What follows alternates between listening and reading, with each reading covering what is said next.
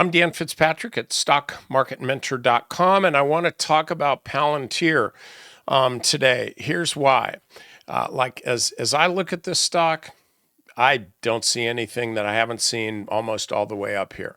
It's pulled back for 3 days in a row, but I see there's a couple headlines that I've read about essentially like, okay, well, the end is over for here. Like this is a big, Palantir's done. I wish I'd bought more back down here. It's not done yet. But the point is, stocks only completely top out one time. And my bet is this is not that time.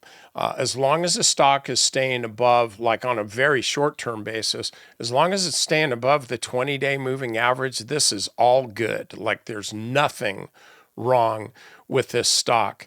I think the line of demarcation is really the 50-day moving average. I'll say as long as the stock stays above this level, then this is definitely a buy on dips. Like, yes, has it gone up a lot? Sure it has.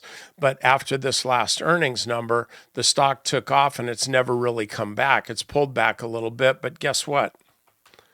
Like, so's the broader market. So's everything. Now, I mean, at least drifted sideways. But the point is, Palantir's, there's doing nothing wrong here. Nothing wrong with Palantir. If you're a short-term trader, then yeah, I think you should be taking some profits on this breakdown below the 8-day exponential moving average like this, but that would always be a pretty good tactic for swing trading. But if you're a longer-term trader, think about all the opportunities in the past that you have had to sell this stock when you see a red box like this. And every single time, if you had sold the stock when you see a red box like this, would have led to regret right now that you sold the stock on the last red box. So I will just say this: don't pay attention to the red boxes, pay attention to the trends. And the way you can pay attention to the trends, just watch the key moving averages, baby. And by the way, I'm going into a lot of detail in today's strategy session on truly what you need to do in order to become a better trader. It's one of the few times that I actually go on camera and show my face when I'm doing a video. I'm dressed in a clean t-shirt today, but a lot of times I'm just in my workout clothes or whatever, not really presentable.